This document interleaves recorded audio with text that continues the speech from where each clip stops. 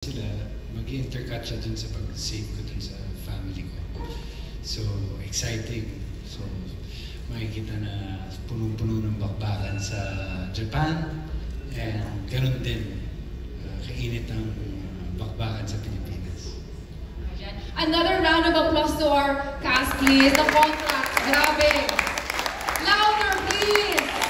That was the very first picture for the mid-season.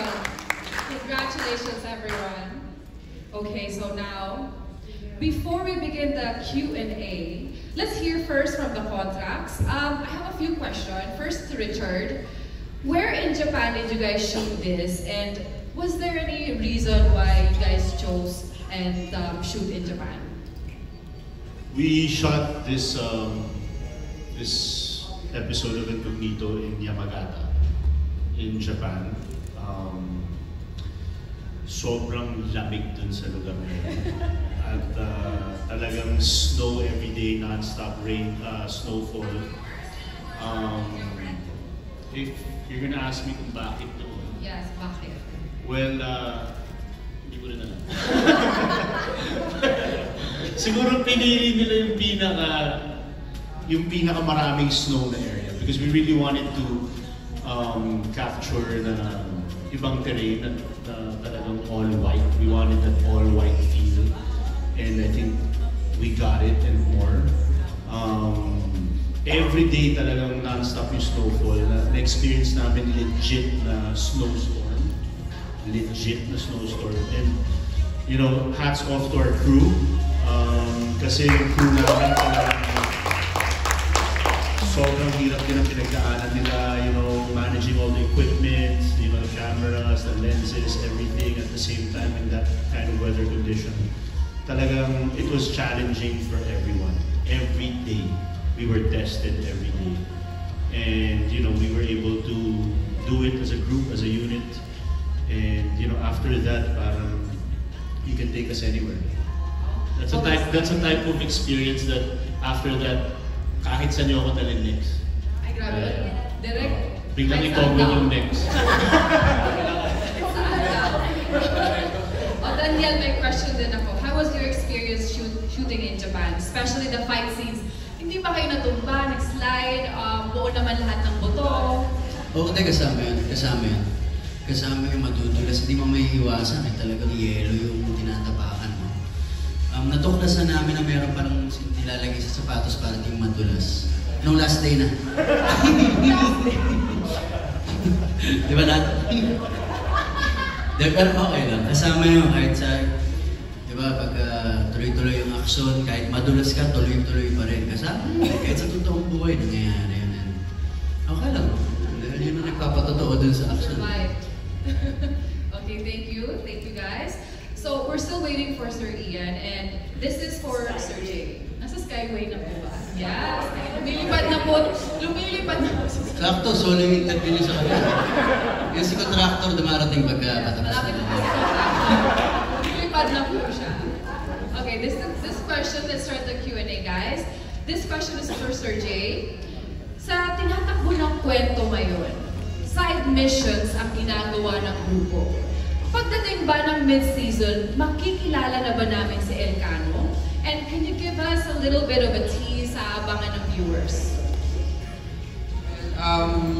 As we've seen in the episodes, in the teaser na pinakita ngayon, somehow related yung Japan mission contract dun sa plot namin ng Elcano. Somehow nakikita na din naman natin ng kaunti na babanggit-banggit na yung Elcano sa kwento. But I wouldn't want to give too much away about the plot of Elcano because that plot is going to affect the lives of everyone. So, sobrang malaking kwento siya. So, siguro as a teaser talagang sobrang important dun sa buong journey ng lahat, ng buong team. So, abangan. Kahit konti lang po, konting little hint. Ayoko talagang magbigay kasi ayoko magbigay kasi maraming masasagot yung plot na yun sa pinagdadaanan nilang lahat. Okay po, Sir Jay, thank you so much. And then this is for Richard again.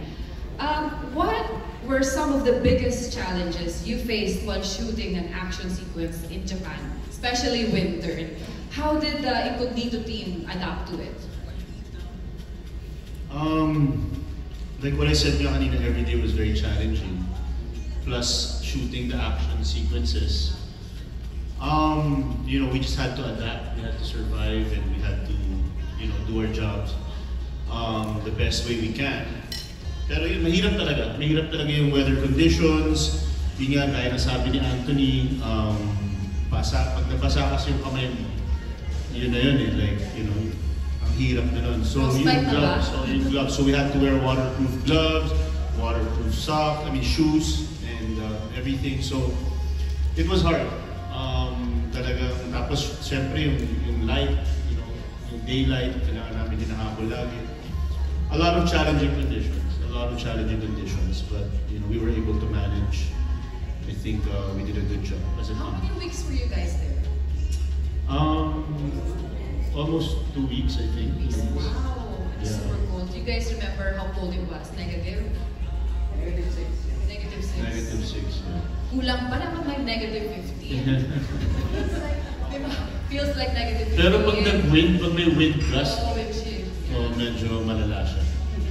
Okay, thank you for that. For Baron, hindi madali ang character mo bilang Miguel Dixon. How did you prepare for the scenes? Well,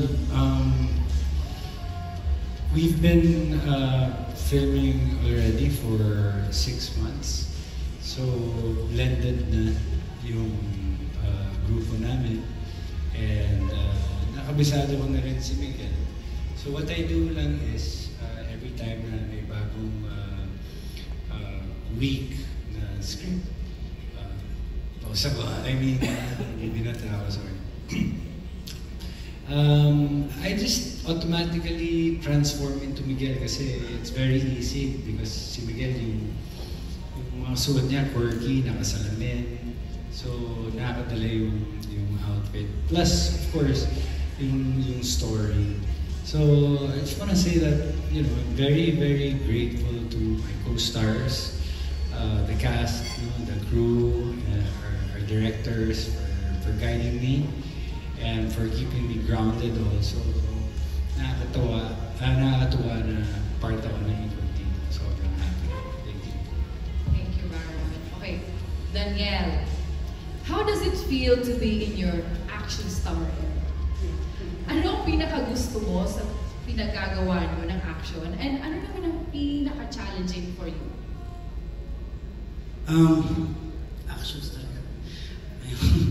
And then, it's you know, this genre is new to me, and na-enjoy ko lang yung genre na to. Wala naman akong gusto i-label na action star ako. Wala. It's just a role also, you know. Nagustuhan ko tong genre na to dahil ang dami ko natututunan sa sarili ko. Ang dami ko natututunan sa sarili ko. Nasusubukan ko yung sarili ko. Minsan hindi ko alam na kung kaya ko pa. Sinasagat ko yung sarili ko. Pag nagawa ko yun kaya ko pala yun, alam mo yun, medyo, mas nandun siya nakikilala ko yung sarili ko, and I enjoy it. I enjoy the action, di ba, mas very physical. Nasa dugo mo rin, di ba? Ano masasabi mo doon? Siguro sinanay ako ng nanay ko sa action, bata ako. Sinanay niya akong umilag. Hindi ko daw, hindi. Siguro sa tulong din ng director namin, ito ng mga kasamahan ko rito, sila Chard. At siyempre sa gabay din ng mga magulang ko at ng mga uncle ko, natututo ng konti. Thank you, Daniel. Okay, Anthony, my question is, sa rami na ng pinagdaanan nyo ng cast, sa iba't ibang mission ninyo, ano yung pinaka-memorable for you? Memorable? Marami kasi parang halos lahat naman kasi memorable for me. Pero siguro yung hindi kasi sa Japan wala si Kuya Bars So Italy for me siguro. Kasi kami pinaka-complete. Itogon. Okay na ako?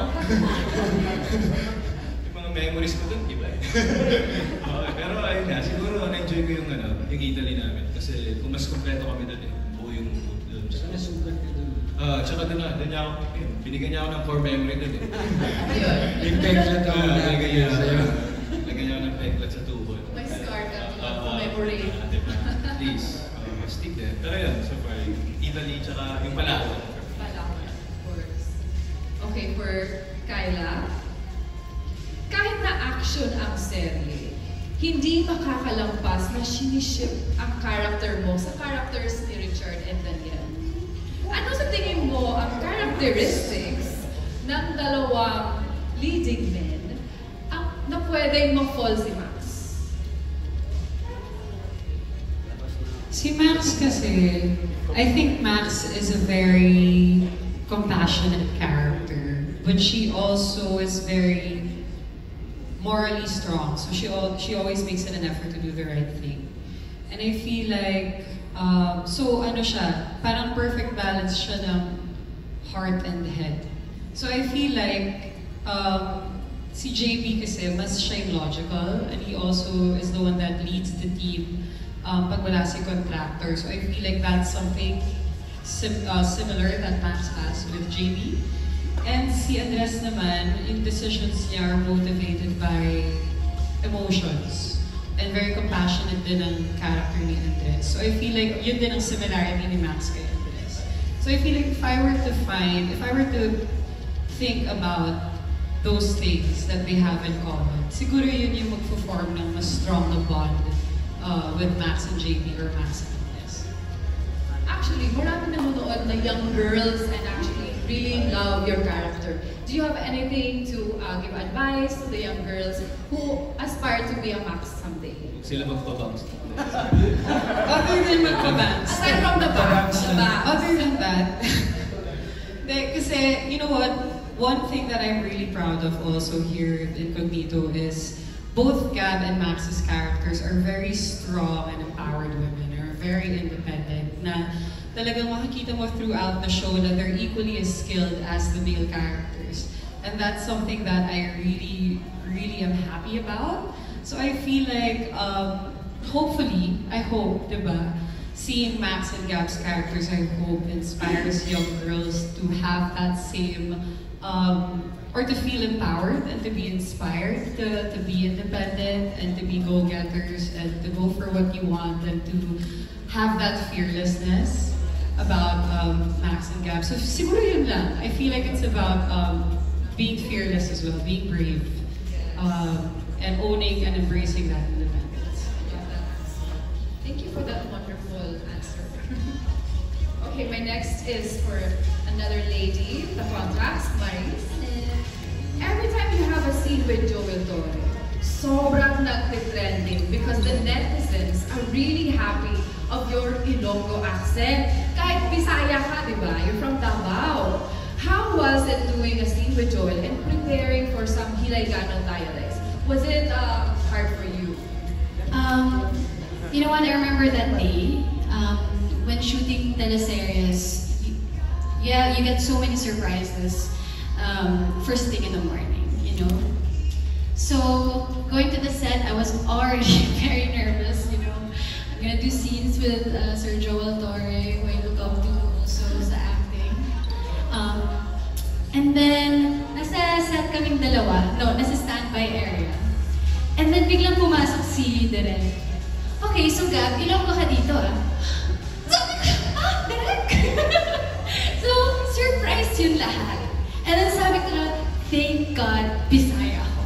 Kasi we have so many common words, Hiligaynon and Ilonggo and Bisaya. Thank you, Lord, Bisaya ako. And then, ang kailangan ko na lang aralin is yung tono. And thankfully, Sir Joel Torre taught me a lot of Ilonggo words. Si Anthony Ilonggo actually, and then his kuya was there also.